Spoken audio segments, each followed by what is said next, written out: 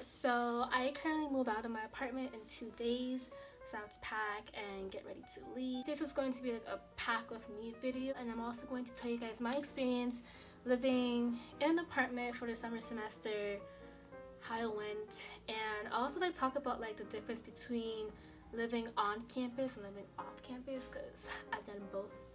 This is still number 4. I've done both. Yeah, stay tuned. Okay, as you can see, I have lots of clothes. I don't even wear most of these stuff, but I mean, you never know. I actually just bought like some new clothes, and most of them were sweaters. It's freaking summertime here in Florida. It's super hot in Florida. Barely gets cold yet. I bought sweaters. I just bought them because they're really cute. So, and I also have more clothes over here. I don't have any boxes because I don't have a car, and I really don't want to bother my friends to like take me to Walmart and give me boxes. So I'm basically just going to use whatever I have here in my apartment to put all my stuff. So I have a whole bunch of all these shopping bags. I have 2 suitcases. I have some like duffel bags. So I'll just be using those items to put my stuff in.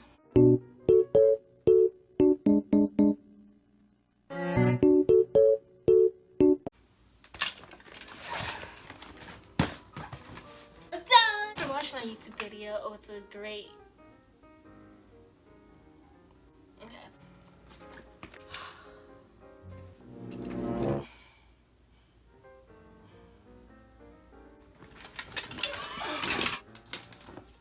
So I lived on campus my freshman year of college. I actually did a dorm tour of where I stayed my freshman year. I will leave the link to that video in somewhere, either in the description box or either here or here. Yeah. But living on campus, it's pretty fun. But at the same time, it can get very disgusting, very loud. It can sometimes be very hazardous. The moment you hear that a dorm has something going on, like there's something spreading, do not go into that dorm. Do not intermingle with people who stay at that dorm, because then you'll probably have it, and then you'll spread it in your dorm, and then it'll just be a whole epidemic on campus. Having a roommate, it was nice. Your roommate is like the first one you make on campus. If you're somebody who likes to have their personal space, likes to have your own bathroom, living on campus is not for you, because I don't believe there is one dorm where you can have your own personal bathroom. I mean, there are like single suites and single like rooms, like traditional rooms, but with single traditional rooms, like you still have to share a communal bathroom, and with single suites you still have to share a bathroom with another person who's in the single suite. So yeah, you don't get your own bathroom living on campus. Living on campus is very convenient because like the on-campus buses runs frequently, and they are quicker to get around campus and everything. Lots of bus stops on campus as well, and also you can even walk to your classes. Some dorms are further away from classes, such as Lakeside and Springs Complex. Well, Springs Complex is not that far from classes. It's like a 15-20 minute walk to classes, depending on where your class is. One thing about living on campus is that you don't really get a break from school because you live where you work. Like if you're having a bad day in class or you fail an exam and then you're like, okay, I have to go home, when you go to your dorm, like sometimes the dorm can look like a prison, and like you can't get away from school. Compared to like living off campus, it's like once you get on that bus or once you get in your car and you drive back to your apartment, like you can kind of forget about school a little bit. It's not in front of your face, so you can kind of like block your mind about school. So I was supposed to live on campus for the summer semester as well, but that didn't happen because I missed a deadline to apply for housing. So last minute I had to find an apartment to sublease. I found this place. By the time this video comes out, I will no longer be living at the Standards apartment here in Gainesville. It's a luxury apartment. It's very expensive to live here. Rent here can cost around $800 to $1,200 a month. I would say the apartment and the rooms and the bathroom is about the same as every other apartment here in Gainesville. The only thing that makes us like more special is just the utilities. Usually like the apartments, like the closer they are to campus, the more expensive they are. One thing is that bothers me like crazy is that pets are allowed in this apartment, and like I don't mind that. Like I love pets. I wish I had a dog and I could keep a dog here and everything, but I have left my apartment and have seen dog poop multiple times. So it's just really disgusting and really annoying how like people don't take care after their dogs. Like if you cannot clean up after your dog, why have a dog? It's very rude. How are you just gonna have your dog poop on the hallway and just leave it there for anybody to step on?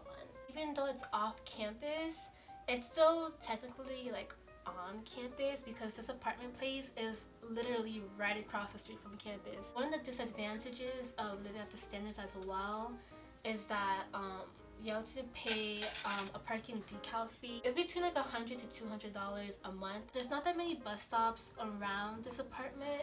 There's only one bus stop that will take you like on campus. Now, my experience. So like I said earlier, I had to find a place to live last minute, and I was able to find this place. The only thing is that the people who live here, they are frat boys. So I basically sublease at an all guys apartment. This apartment unit is not just for guys. Like anybody can live in this apartment. It's just that guys were assigned to this unit. I was told that I was going to live in this apartment all by myself. He told me that one of his roommates were also going to be gone for the summer but come back for the fall term and everything. So I knew like somebody was going to come back towards the end of the semester, and like I wouldn't have to worry about that because most likely I'd be moved out by that time. I had an entire apartment to myself for like 3 months. That didn't go as planned. So like the first half of the summer, I did have the whole place to myself. It was amazing. I had a whole kitchen to myself, a whole living room to myself. I had a whole bathroom, a whole bedroom to myself. I loved it. It did get lonely sometimes. I was here for summer C, which is the entire summer semester. When summer A, which is like the first half of summer C, that's from like May to June. When that ends, we have a 1 week vacation period. So during that break, I went back home, visited my family. It was great and everything. That was also my birthday week as well. I got back on a Tuesday afternoon. I opened my door and the first thing I see is like this cooler that has like a frat name on it. And I see like a whole bunch of grocery bags. And I was like, did I put this there? Obviously it wasn't mine, but I was just very confused. I was like, I don't remember going shopping before leaving. Why is this here? What is going on? And I started thinking, like maybe the roommate who was already living here, who was like gone for the break, maybe he came back. And when I was thinking about that, I was like, no, like please don't tell me he's back. And it was 4th of July week. I was thinking maybe he's just here for like the parties and stuff like that, and then he'll be leaving. So when I saw the cooler, the name of the guy was on it, the name of the frat was on it and everything, so I read it. So I texted the guy who I was subleasing. I was like, oh, is this your roommate? And then he texted me back saying, no, I don't have a roommate with that name. So then who is this? I started like freaking out a little bit because I'm like, okay, so this is not his roommate. Who the heck is here? I told him to text his roommate and ask them like, did they like rent out their room or anything like that. So he had texted his roommates and he told me, oh, one of my roommates had subleased his room for summer B, which is the second half of summer C. And when he told me that, my heart just like shattered. I was like, no! Like, even though summer B is only 6 weeks, but that was like 6 weeks that I had to share an apartment with a random guy. And I was just like worried that like he was gonna bring a whole bunch of guys over, bring a whole bunch of girls over, and I was like, oh my gosh, like my summer is ruined. Luckily for me, we got along just fine. We just said, hey, how are you? We didn't really have like a conversation, we talked that much. We just stayed in our rooms. We kept to ourselves. His bedroom was on the other side of the apartment, so it wasn't even that bad. As the summer went by, I came back home late at night after like a studying session, and I hear something in the room right next to me.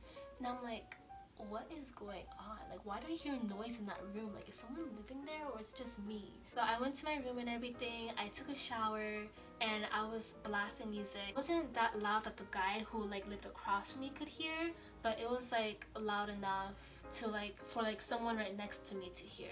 So I'm like taking a shower and everything, listening to my music, and all of a sudden I hear somebody banging on my door and I started freaking out. So I assumed like it was just a guy who was living like on the other side of the apartment. I didn't hear any voices, I just heard like someone bang on the door. So I was like, okay, I'm just gonna turn on my music. It's probably too loud, I probably woke him up. Okay, whatever. The next day I got up, I went to the kitchen, and I see a completely different guy in the apartment.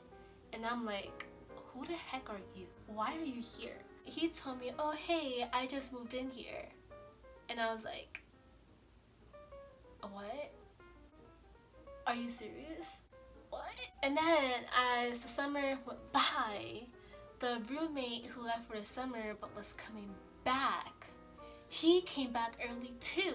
So yeah, so I'm currently living with, I mean, just for 2 more days, I'm living with 3 random guys. Moral of the story is, if someone tells you that, oh, you're gonna have the entire apartment to yourself, don't believe them 100%, because they also have roommates, and even though like at the moment they couldn't find anybody to sublease to, you know, later on they can find somebody, and you can't say, oh no, you can't sublease your apartment because I told a person that no one is going to be living there, because at the end of the day, you're not the one paying for their room. So if they could find somebody that would pay for the summer rent for their apartment, or at least pay for a partial amount of it, they're gonna sublease their room to somebody else. Also, if you are going to sublease at an apartment where the roommates are the same gender as you, just because